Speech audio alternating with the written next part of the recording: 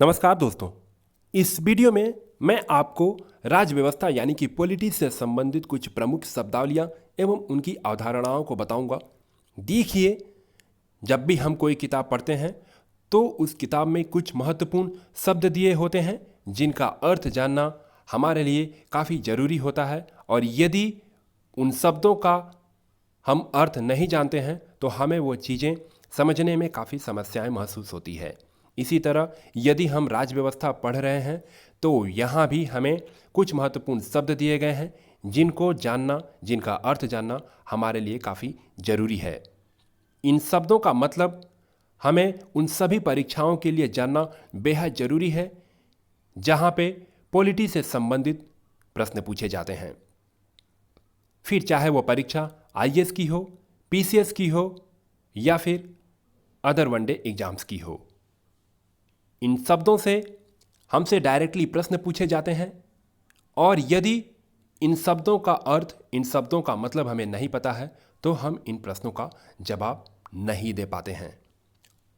इसलिए बेहद ज़रूरी है कि हम इन सभी शब्दों का मतलब जानें, इन सभी शब्दों का अर्थ जानें।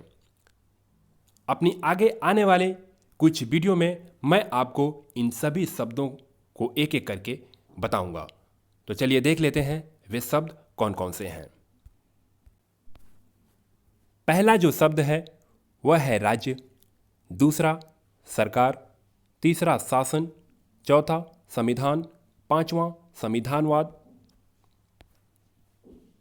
छठवां विभिन्न शासन प्रणाली, सातवां विधेयक, आठवां अधिनियम, नौवां अभिभाषण, दसवां जो शब्द है वो है सभा का स्थगन, 11वां संशोधन, उसके बाद 12वां बजट, उसके बाद सदन के कार्य, ध्यानाकर्षण, निंदा प्रस्ताव, सदन का अवमान, उसके बाद जो शब्द है वो है राष्ट्रमंडल संसदीय संघ, उसके बाद जो महत्वपूर्ण शब्द हैं वह है कटौती प्रस्ताव, उसके बाद विघटन, संसद के सदन, त्रिशंकु संसद क्या होता है, सदन का नेता कौन होता है, विपक्ष का नेता कौन होता है।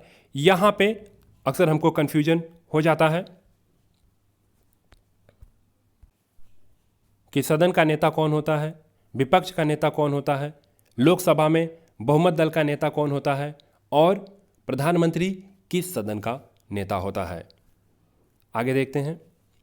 इसके बाद जो शब्द है वह है लाभ का पद, अध्यादेश, अध्यक्ष, lame duck session, shadow cabinet, kitchen cabinet, उसके बाद है बीटो शक्ति, रीट, ये कौन जारी करता है, उसके बाद शून्यकाल, प्रश्नकाल, धन विधेयक और वित्त विधेयक। यहाँ पे एक शब्द है बजट। आप लोग कमेंट करके बताइएगा कि बजट को हिंदी में क्या कहते हैं। यहाँ पे कुछ शब्द हैं जिनका मतलब हम लोग देख लेते हैं कि इसका मतलब क्या होता है। इन सभी शब्दों को, इन चारों शब्दों को आप लोगों ने अक्सर सुना होगा, पर बहुत ऐसे लोग होंगे जिनको इसका मतलब नहीं पता होगा। तो चलिए देख लेते हैं। पहला जो शब्द है वह है संघ। संघ का मतलब होता है बौद्धिक हितों के आधार पर बने हुए समूह को हम संघ कहते हैं, जिसका उदाहरण होता है मजदूर संघ, छात्र संघ। ये सब संघ के उदाहरण हैं।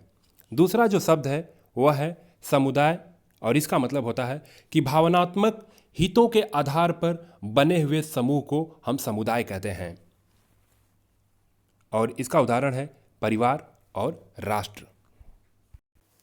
तीसरा जो शब्द है वह है जाति, जिसका मतलब होता है जन्म के आधार पर बने हुए समूह को हम जाति कहते हैं, जैसे कि हिंदू, मुस्लिम, सिख, जैन, बौद्ध। ये सब क्या है? जाति है। यहाँ पे आपको एक बात ध्यान देना होगा, ये धर्म नहीं है, क्योंकि हिंदू जो जाति है उसका जो धर्म है वो सनातन धर्म है, सनातन धर्म है, और मुस्लिम जो जाति है इनका धर्म इस्लाम धर्म है और ये बाकी तीनों सनातन धर्म से ही निकले हैं। तो अब आप ये सोच रहे होंगे कि यादव, पांडे, शुक्ला ये सब क्या है, तो ये सब इन जाति के अंतर्गत आने वाली उपजातियां हैं। उसके बाद जो चौथा शब्द है वह है वर्ग, और वर्ग का मतलब होता है समान आर्थिक स्तर पर बनने वाले समूह को हम वर्ग कहते हैं, जैसे कि निचला वर्ग, मध्यम वर्ग और ऊपरी वर्ग। इन तीनों वर्गों का जो आर्थिक स्तर होता है वो काफ़ी अलग अलग होता है। इन वर्गों के अंतर्गत जो आने वाले लोग हैं उनका आर्थिक स्तर लगभग एक समान होता है, और उन लोगों का जो एक समूह बनता है हम उसे ही वर्ग कहते हैं। इस वीडियो में बस इतना ही। अपनी आने वाली कुछ वीडियो में मैंने आपको जितने भी शब्द बताए हैं उन सभी शब्दों को एक एक करके मैं आपको बता दूंगा। तब तक के लिए धन्यवाद। जय हिंद।